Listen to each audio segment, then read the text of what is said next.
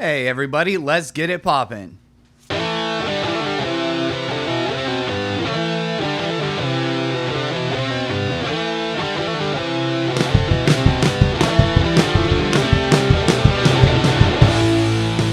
Hello everybody and welcome back to the Sogcast. I'm Patrick. I'm Matt. I'm Garrett. And I'm Owen.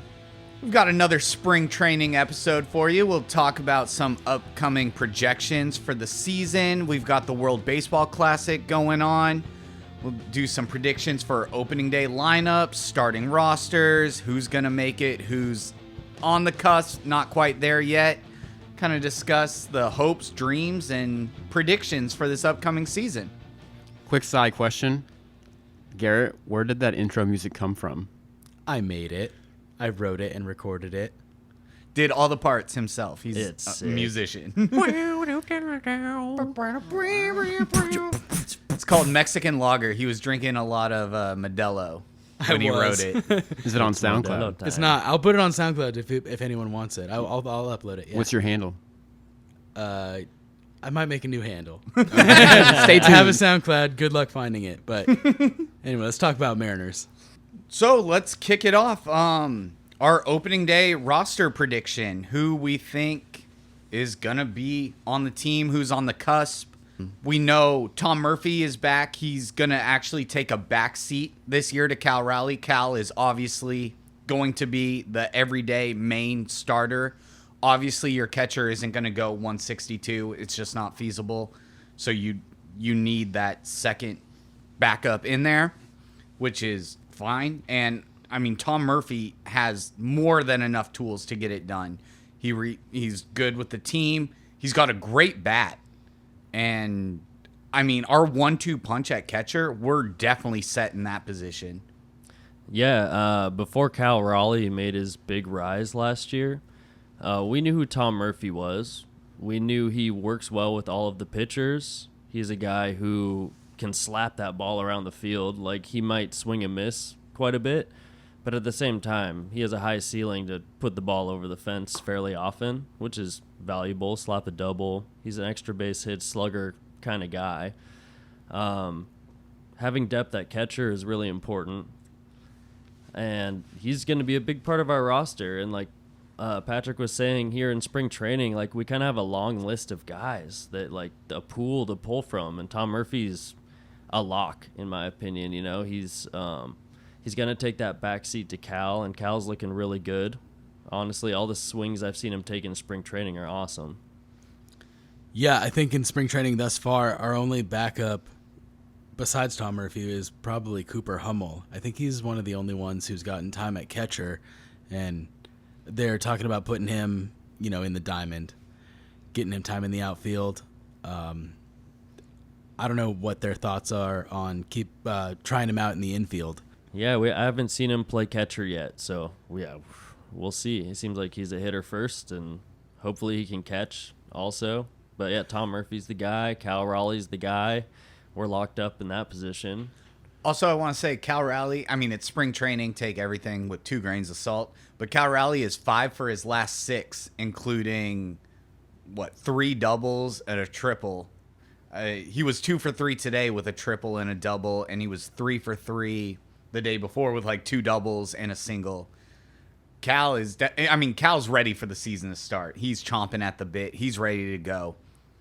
Even his strikeout after his extra base hits today, I mean, his swing looked really nice. It was just a really good pitch by Brad Hand, a lefty, when he was hitting right-handed. So, I mean, his strikeout didn't look foolish at all. Like, he's on the ball, and his swing looks good. I'm glad he seems to be recovering well from his thumb injury and, surgery he had. Oh, yeah, he definitely seems 100%. I know it was definitely haunting him a lot at the end of last season.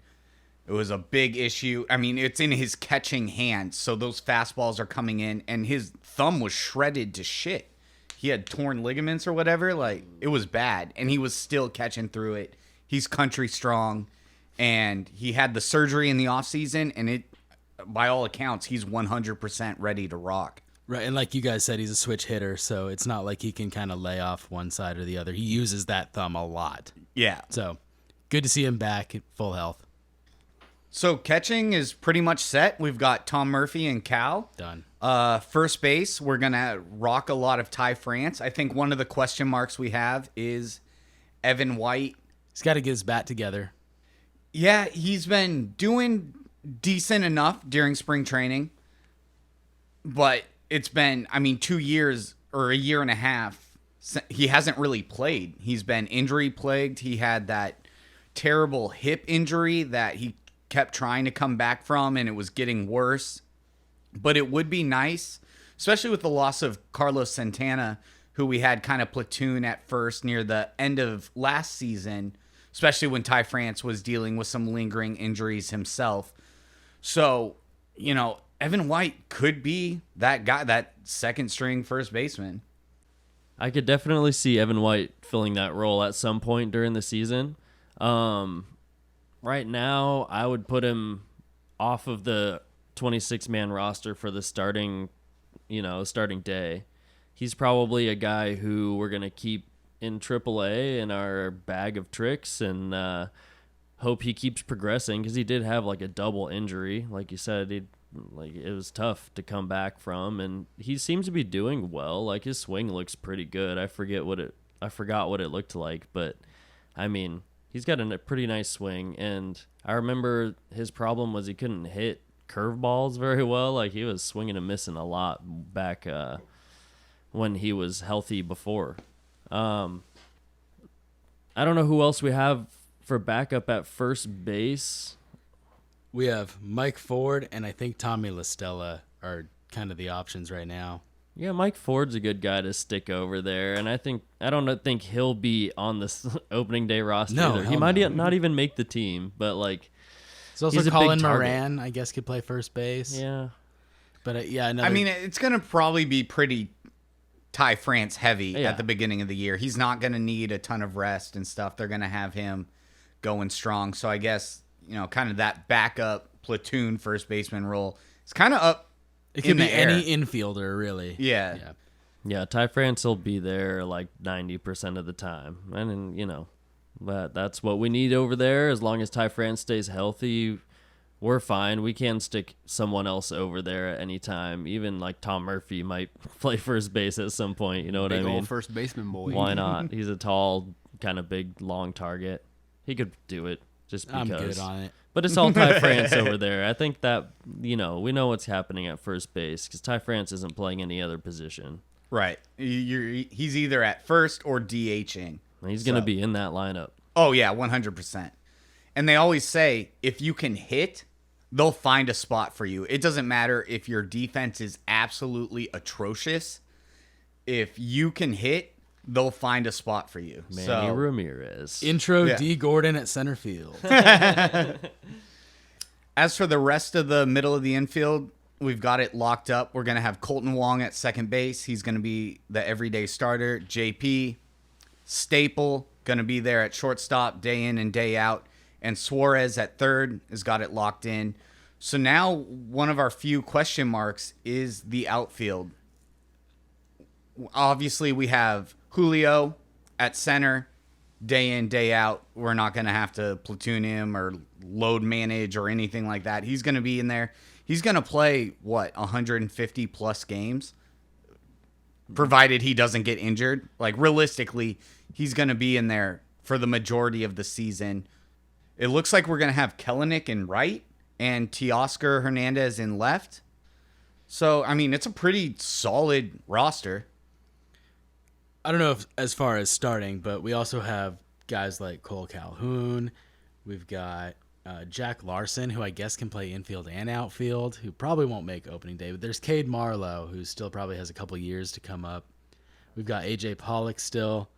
Trammell's out for, a month and a half, something like that. He'll be back. That sucks to have Trammell hurt. I've always liked Trammell. We've wanted him to do well. He's had his bursts, but he's dealt with kind of minor injuries. Not as much like Evan White, where he's clearly missing significant amount of time. But he's definitely had his injuries where he's missing, 2 weeks here, 3 weeks there. I'd love for him to stay 100% healthy. And Trammell's young. Is it like a concern that he's had so many injuries in his career? They're not like crazy bad injuries. Not like Kyle Lewis breaking his leg or tearing his ACL or Evan White in his hips. But Trammell's missed a lot of time in the last couple of years. Yeah, so Trammell, for me, I don't think, like, this injury sucks. A hamate bone, that means he got, like, hit by a pitch, probably. You know, that's usually the thing. You get hit by a pitch and you have to get the hamate bone removed or whatever. Happens to a lot of hitters. It's like, I think Mookie Betts, like, that's why a lot of players move to the axe handle bat. But it's an unfortunate injury this time. But I think his prior injuries are just kind of maintenance, you know, making sure he doesn't get hurt if he does have a hamstring, like, tightness or a shoulder thing, inflammation happening. He wants to make sure that he's not hurt so he can produce at his full potential when he is on the field. And he hasn't been an impact player, so he doesn't have to play through it like Jesse Winker has that pressure on him last year, where he's playing through things that's not apparent to us, for example. But I do like Trammell still. I think he'll make an impact later in the year. He's great depth. But for now, I love having Teoscar in left and Kelenic in right, especially how Kelenic's been heating up in spring. Kelenic is on fire in spring training. As of today, he was batting like 429 going into the game, and he had a triple and an RBI today. So those numbers are even higher now. I mean, My man. and we've needed Kelenic to heat up. And, you know, we've talked about it plenty of times on the pod. Now he's out of options. We can't send him back down. This is literally his last time to shine for the Mariners. And at least as spring training's going, it seems like he's on the right path. And also, if you listen to interviews with him, he is so much more calmer. Now His attitude is way different. His attitude is way different, and he's giving the generic answers, which, funny enough, is what you want to hear. The generic crap of, I'm taking one pitch at a time, not getting too far ahead of myself. You know, each at-bat is different, blah, blah, blah, blah. Kind of the generic crap, but that's what you want to hear. You want to hear that from a player. You don't want him going up there thinking about what he's doing 3 at-bats from now or letting the last at-bat haunt him. So with this being kind of his back against the wall, as far as spring training goes, he is shining and firing on all cylinders. Definitely rising to the occasion here. He's bought in. He's a little more calm and mature. He's very young. He's still, like 23 years old? Like, He's so young. Yeah. Maybe younger. I don't know. He's young. I think he's like 23, yeah. But he looks good out there. He's fast. He has a great arm. Like, I think he played really good defense last year. Yeah, I mean, even last year He can with his... play center field even. He could. I mean, I think if we didn't have Julio, Kelenic would be the center fielder. He has the speed for it. He has the arm for it. And even last year with all of his struggles, defense was never his issue. There was never a problem with him like misreading balls or anything like that. It was just his bat and his temper. And both of those have seemed to be fixed. I mean, beats the shit out of Lewis in center field. Oh, yeah.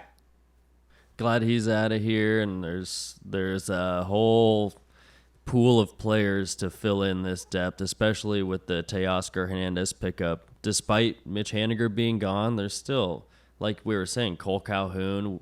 We even picked up Leonis Martin. He's Again? Yeah, he's been playing in for like Chiba, Latte, Marines for the last few years. He's like 35 years old. He's been, just like hanging out playing baseball. And we signed him back and invited him to spring training. We'll see if he makes the roster, if he gets cut. But I'm glad he's back for now. And I mean, it seems like he's out of the pool, right? We have Kelenic, we have Julio, we have Teoscar Hernandez. They're on the roster. They're going to be starting opening day. We, like you were saying, we have Dylan Moore and Sam Haggerty, and they're going to be on the starting roster, probably on the bench. Yeah, obviously. So our backup outfielders are where's Cooper Hummel going to end up, right? He might make the team if he does well enough. I think he does. He's been mashing in spring training. He's doing great. But A.J. Pollock, I think, will start on the team. I don't think we're going to start A.J. Pollock in AAA. That'd be a slap in the face. And it wouldn't make a lot of sense, especially because we shelled out I mean, not necessarily shelled out, but like we gave him a decent chunk of change to come over.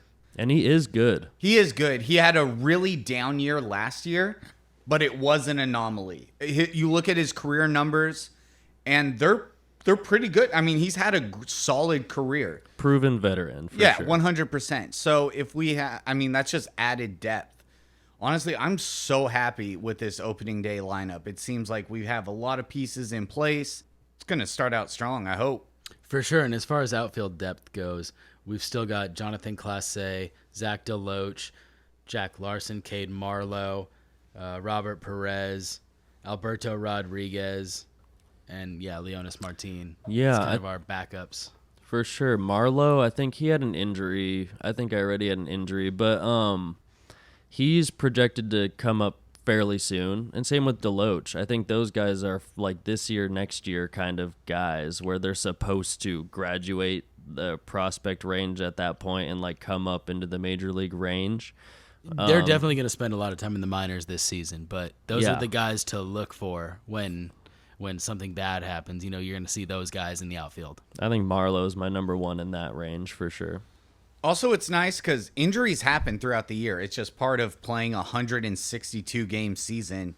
You're going to deal with injuries. So to have these guys just chilling in AAA, ready to come up and like major league ready instead of coming up and like struggling, like it's nice to have that depth there.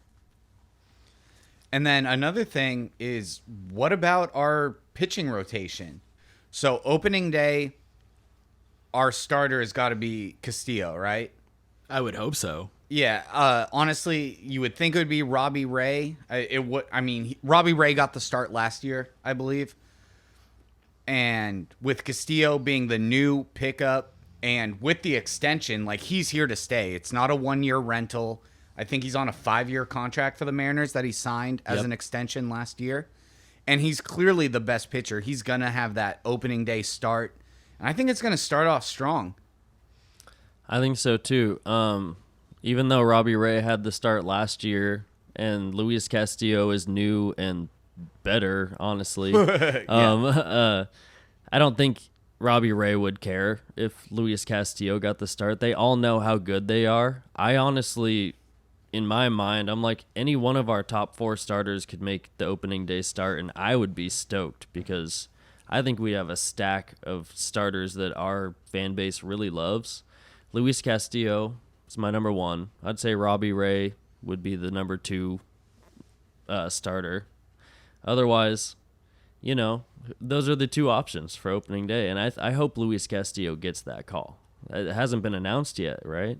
As far as I know, they haven't announced it. They'll Yeah. probably do it like a week or so before, like It's got to be your Castillo. opening day roster. Here it is. Like Would you be surprised if it was George Kirby opening day? I Yes. would be surprised just Me because too. he's so young. He Yeah. doesn't have that veteran presence. Right.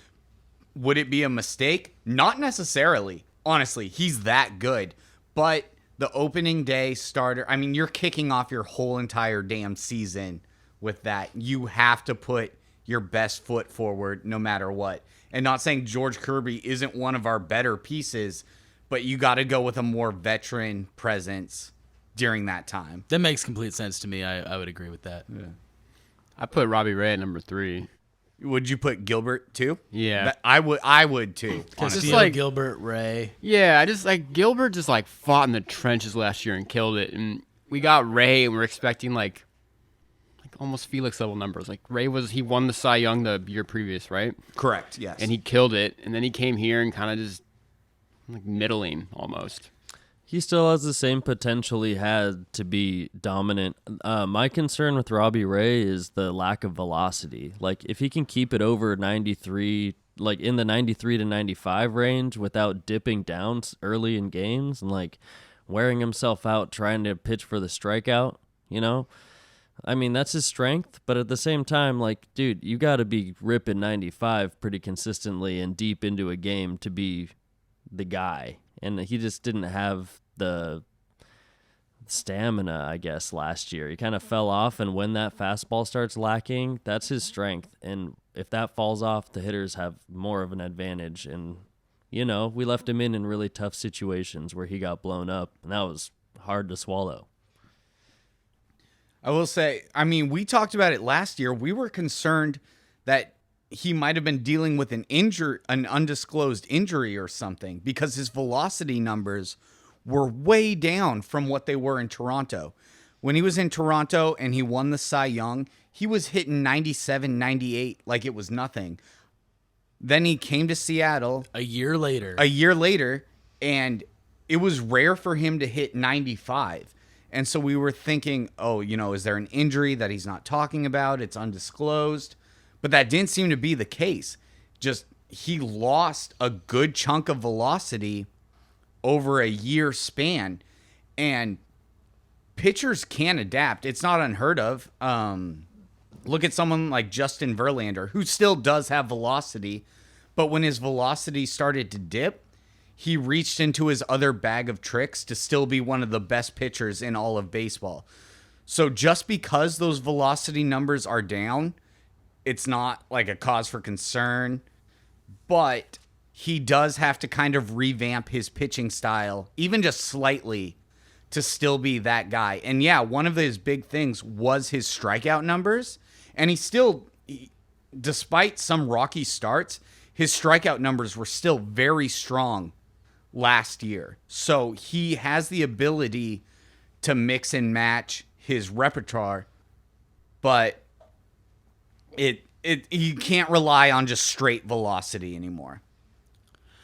Patrick, I want to ask you something, and I guess I can pose the question to the whole group. What do you think about maybe there's an ego thing kind of getting in the way with Robbie Ray, in the way that he's already won a Cy Young. He knows he's the shit. He comes into the Mariners just being like, yeah, I'm another starter. I'm gonna do the job I'm here to do. But I mean, you see him in interviews, and he's like, me. It's about me. Like, I'm the guy. Do you think that affected him in his first year, and he's gonna come back in his second year a little stronger and being like, I'm a piece of the team now. Like, we got to get it done. What do you think about that, Patrick? I mean, honestly, that's best case scenario, right? That he's aware of maybe a lack of ability, and not to say like, oh, lack of ability on his part.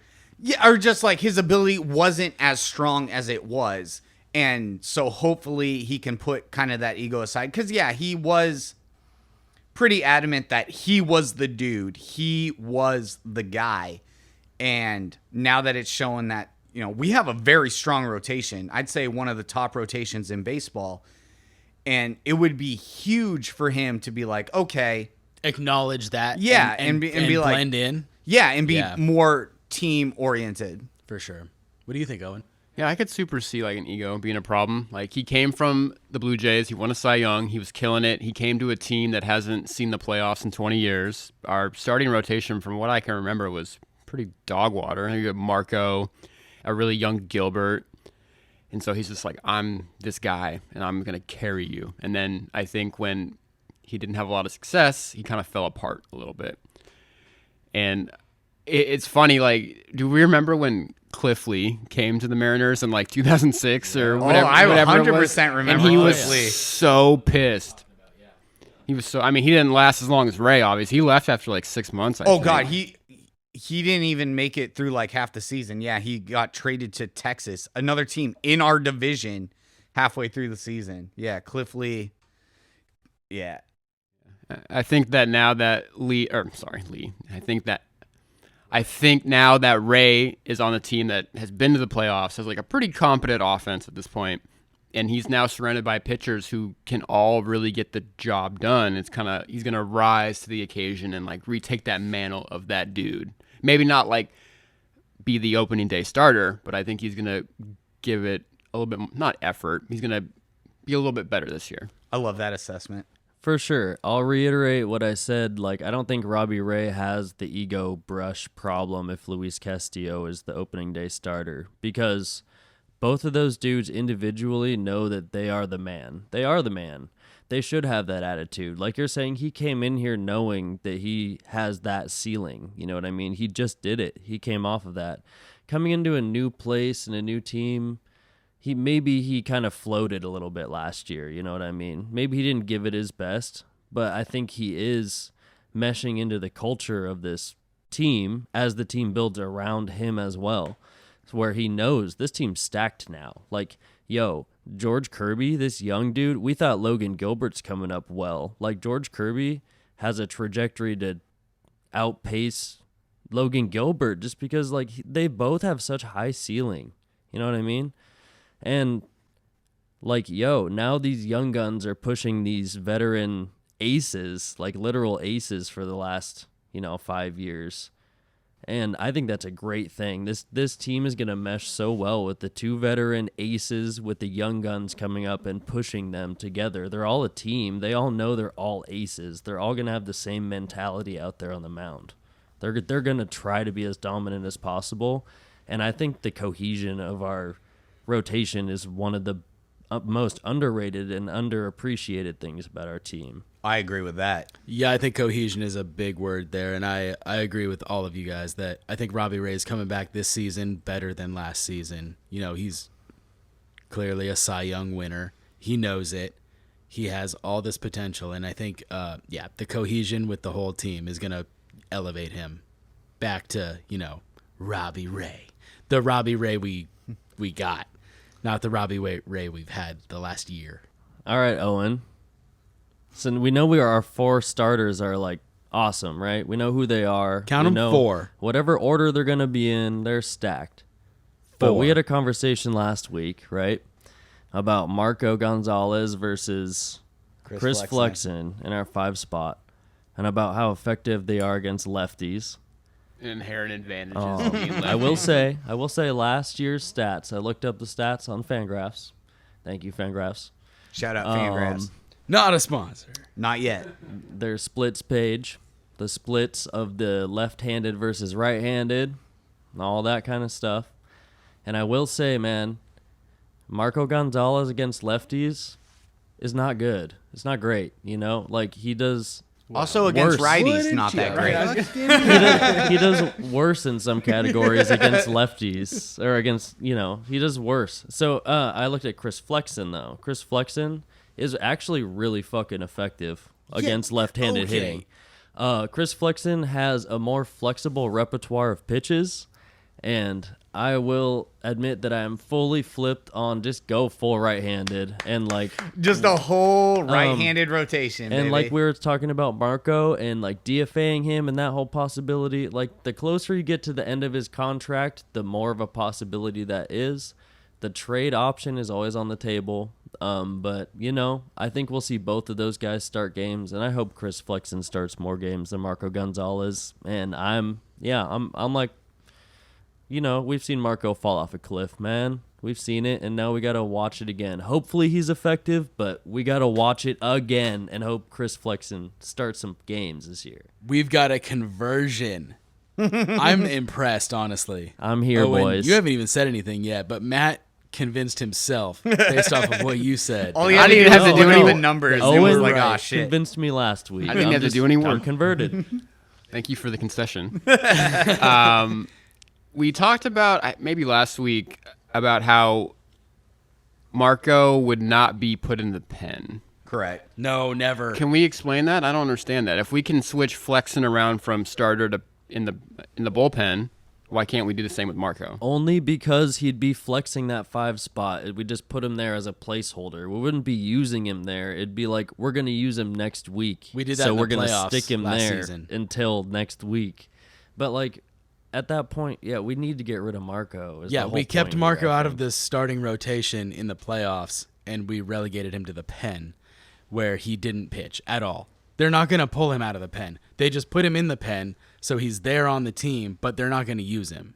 Well, I can understand like not using him in the playoffs when it's like, okay, we need someone good to pitch. And expanded roster. Well, I'm just thinking like, what if we're just like getting our ass beat by the Astros or Houston, the Astros or the Astros or Houston, either one, or Boston, and we're just like we're in the 5th and it's like 8-0. It's like, Marco, you want to go finish this game out? Can you do? We not do that? I just don't think he has. That won't happen. Yeah, he just doesn't have the ability to come out of the pen. Like, one of his biggest weaknesses right now is that he starts so weak. And when he does pitch around, and like he pitched some good games, but it's from the second inning on. He starts out rough.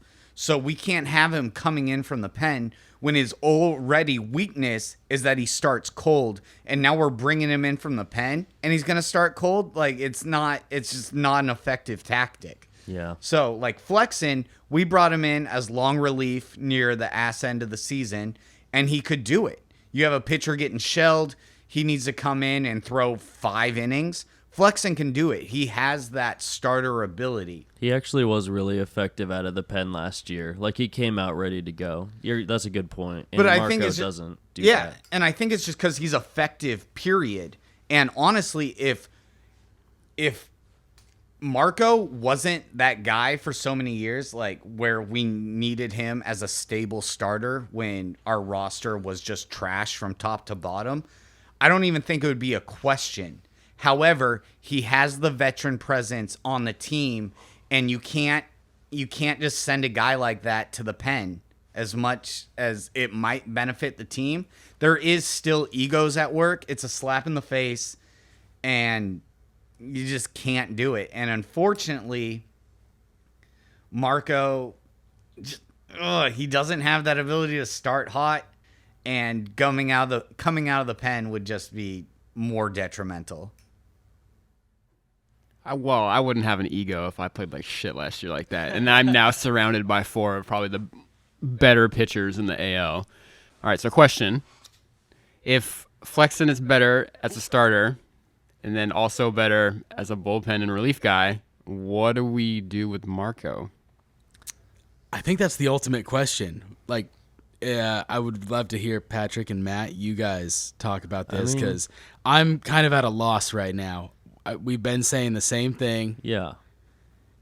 So I'm converted to the side of like, damn, Marco's kind of a dragging part of our team where, like Patrick was just saying, the point is like, dude, he's battled it out through the shittiest years of what we've seen in this last decade. He's been a rock in our rotation. It's a loyalty aspect But at this point. The rising tide raises all ships, right? And like now Marco is a veteran on the back end of his career that has to contend with aces and young guns. And I think the Mariners' plan, the front office's plan, has to be to like bolster that spot because it's an obvious weakness. We keep talking about it. We don't know when or what's going to happen, but I would prefer a left-handed starter in that spot. We do have younger guys coming up also. Let me just make one more point. The Houston Astros have a rotation of all homegrown talent. They've all grown within their system, and all 5 of them, almost 6 of them, are starting in their rotation. And we're building that now. And Marco is the old guard, but like we have 2 or 3 more starters coming up under these guys, and we have Luis Castillo for a while. We have Ray for a couple years or whatever, but we are almost making a homegrown rotation right now, and I kind of like the way we're building that. We maybe don't need to make a move. We have so much talent. That's true. We have Bryce Miller coming up. We have Emerson Hancock coming up, and we have Emerson and Prelander Baroa coming up. That's like, 3. come on, man. That's 3 pitchers. We can ride out a questionable 5th starter for a year. But I think Owen's question is how? Like, what do you do? You just get him in the 5th? Just get him out there and hope Then for what do the you do with best. Flexen? I mean, You just show him off and hope someone trades for a great... no, I mean, Flexen's going to be a bullpen piece and a spot starter. The biggest problem is you can't slap Marco in the face. Right. We I can't agree with release him. We can't DFA him. We can't relegate him to the bullpen. We have to ride out his contract because he has been a rock for our organization.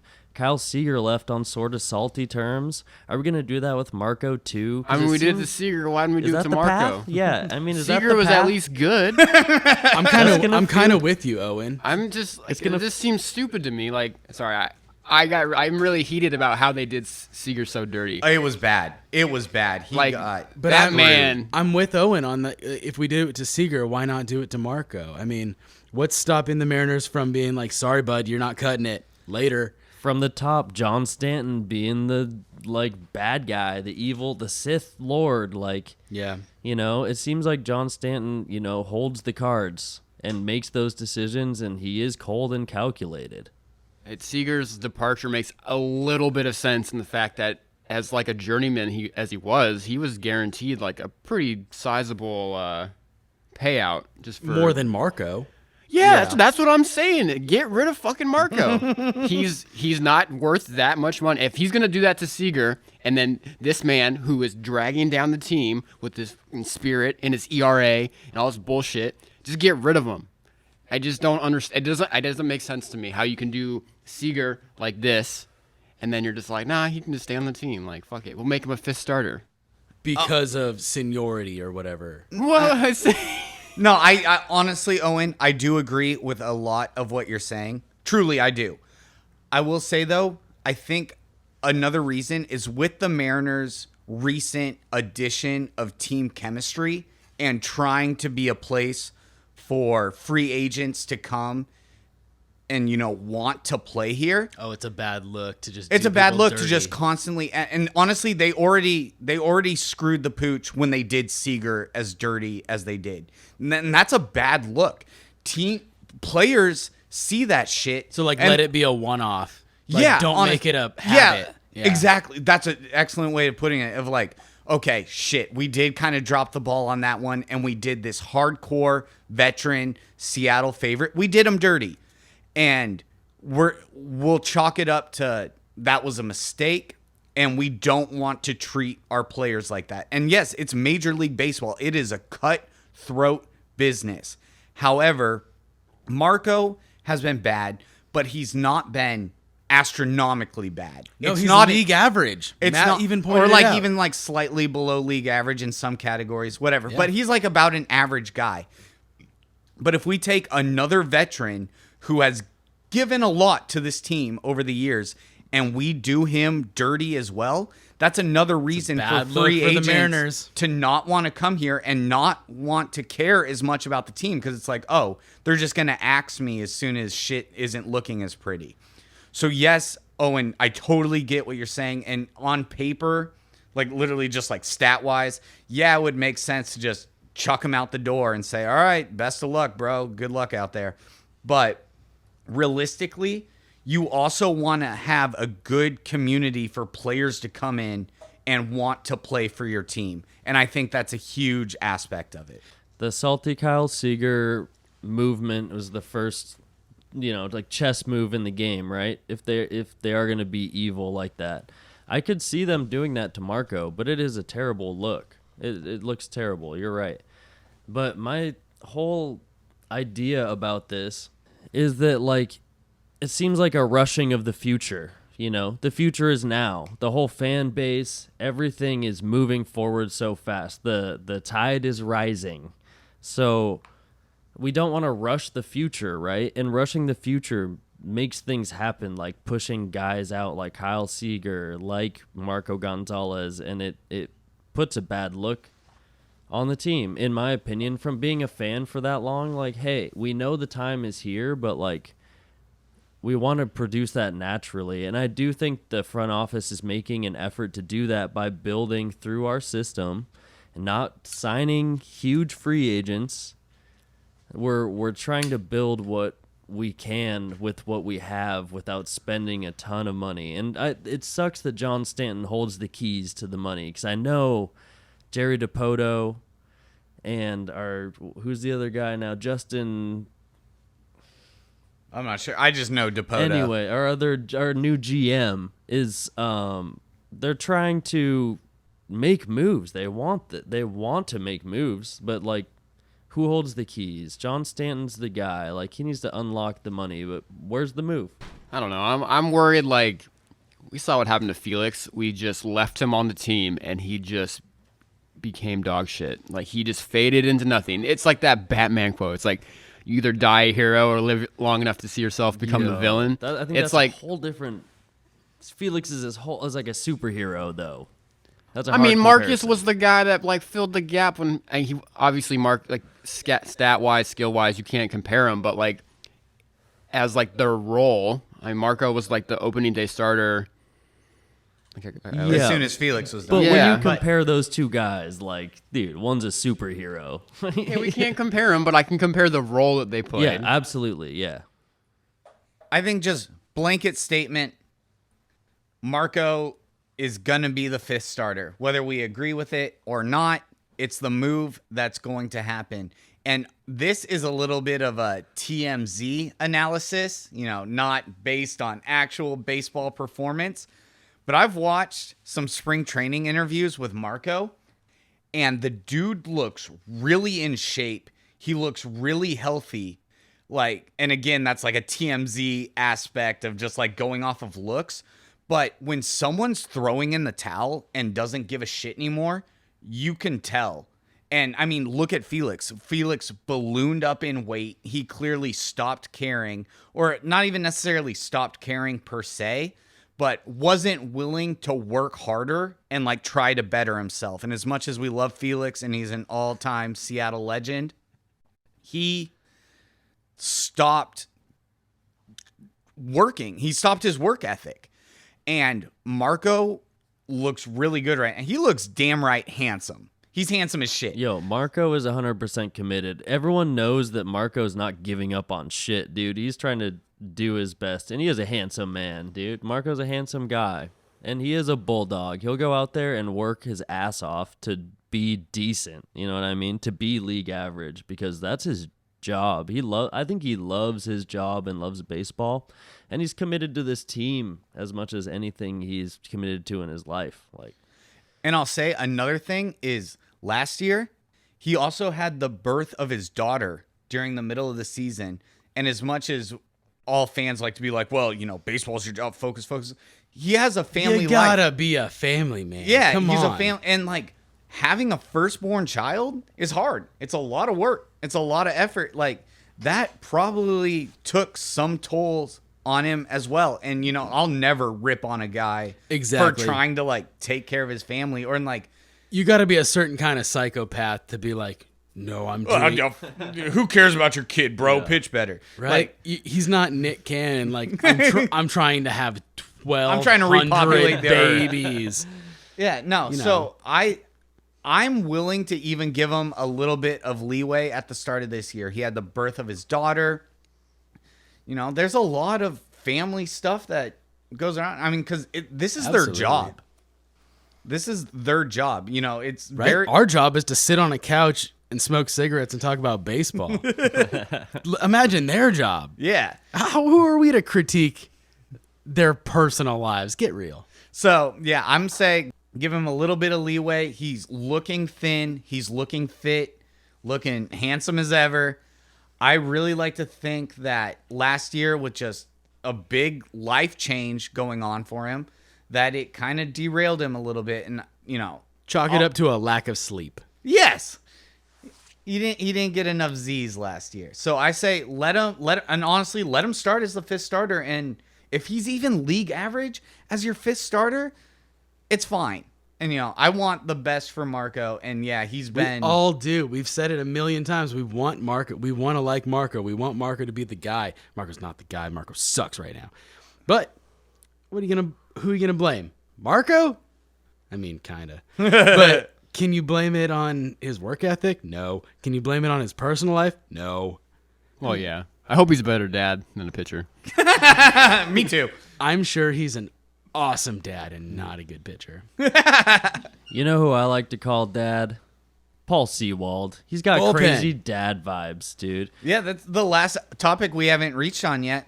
We'll talk about the bullpen. Yeah, I'm going to rip through some names here, and I want to ask you guys a question at the end, too. So, we know we have Diego Castillo. We know we got Dad, Paul Sewald.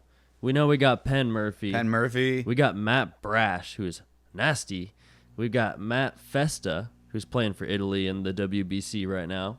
We got Chris Flexen, I guess, But the last name that I have on this list that I was thinking about is Andres Munoz. Where is that guy? Is he pitching? Like, Yes. is he still hurt? Has he been pitching in spring training? Because I haven't seen. I was wondering if you guys have seen. Yo, I'm actually, just when you said that, like, it really made me think. Like, yeah, I haven't seen Munoz in spring training. He's And a again, huge part of our bullpen. yeah, the fact that he can throw 103 and that's not even his best pitch. And we have Sadler back. So, I mean, our bullpen is going to be tight. Paul Sewald is, I mean, we kind of danced around having traditional closers last year, although Paul Sewald mainly was the guy. I think Scott Servais definitely does kind of like to be cute with the bullpen, sometimes too cute. However, maybe it works having Sewald in that 100% traditional closer role. He gets his own intro music. He gets the lights. Like, let Sewald be the dude. I mean, he was the dude for the majority of the season, but make it 100% official. He's the closer. I'm reading an article right now that says Andres Munoz is about to make his Cactus League debut. That's spring training. Good. Okay. So he's coming back from he had a surgery or he had something that he was Yeah, he hurt his ankle. Yeah. Oh. So it's not even an arm thing. It's just a, you know. So hopefully he'll come back fresh. And I mean, that dude is a flamethrower. He's got dominant shit. Like his stuff is insane. Him and Matt Brash at the back end of the bullpen would be my preference, honestly. Like when we look, like Sewald's good, but he doesn't he challenges the hitter in a different way. He's crafty, right? Yeah, he's crafty. He's not going to blow it past anybody. I think That's not his Sewald, style. I think he's a great eighth inning, hold guy. Exactly, yeah. So, if you say you have that back-end guy like Matt Brash is built to be, he has insane slider, insane fastball stuff, just like Andres Munoz does. Paul Sewald's that crafty guy where Sewald fits really well in that hold position. Penn Murphy, Sewald, and then you throw Brash and Munoz at those guys. Obviously, it's all right-handed, but, I mean, that stuff is so nasty that it's going to be effective against both sides of the plate. It's reported that Munoz is also adding a two-seam fastball to his four-seam slider combo. Let's go. And this guy, I'll shout him out. Keith Hernandez thinks that Munoz could even be a setup guy in Seattle instead of a closer, but hey, who knows? I'd still like to see Munoz come through as a closer. You know what? Actually, just hearing you guys talk about that, I'm going to retract my earlier statement that I made 30 seconds ago about Sewald being the guy, the closer. Yeah, with the amount of electric stuff that Munoz and even Brash have. Don't forget Sadler. Sadler's in the mix now, too. Yeah. I don't see him as a closer. No, though. So but, go ahead. But I'm Sorry. thinking, what if you even had, because let's be real, starters are not throwing as deep in games as they used to. So if we had even a 7, 8, 9 reliever, so if we had Brash in the 7th, coming in heat and that slider, and then Sewald in the 8th as the setup man with slightly less velocity and a little bit more different pitching style, and then going to Munoz Shut down, in the lights ninth out, to then done. go back Yeah, it's flip-flopping between flamethrower, funny arm angle, slower guys, throwing a changeup by replacing the pitcher, And yeah, you can go and then we have Diego Castillo, who's also nasty. He obviously he brings us on that Fernando Rodney ride experience. a little bit, yeah. Roller coaster Rodney. But he I would is say not nasty. quite, but yes. He is nasty. So I see what you mean. work him in with Penn Murphy, with Casey Sadler in 6-7 inning positions. Either way you switch those last 3 innings between Munoz, Brash, and Dad. Sewald. Yes. It's gonna be good. All those guys play off of each other really well. Well, shit, I say that pretty much wraps up our lineup and what we expect from the beginning of the season. And I'll close this out with saying one more thing. The Mariners notoriously start their season slow. Even last year, I mean, it took almost a few weeks before the All-Star break it took the brawl against the Angels for them to pop off. And I mean, I remember booing them at home on Mother's Day or Father's Day or whatever when they got like a 2-hit shutout against the Angels and got swept. And we all thought all hope was lost and the season was already a dumpster fire. The Mariners start slow, and a lot of it has to do with the cold air coming off of the Puget Sound. Balls aren't being hit as hard. That marine layer, bro. The marine layer. Pitchers are still trying to figure it out from spring training.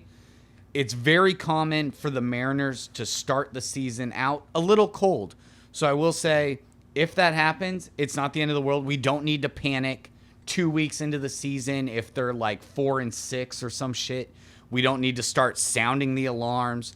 Just let it play out and watch the season unfold. And as soon as like June and July hit, it's going to be through the roof for the Mariners. Nothing but up. There's still like 20 more days of spring training or whatever. So we're going to say that a lot. Yeah. You're going to hear that a lot from us until the season starts. Yeah. And then we get to say, I told you so. Yeah, absolutely. The Mariners, the last couple of years have been a second half season. The years where they've actually like been decent and contend a little bit, you know, they've picked up momentum in the last half of the season.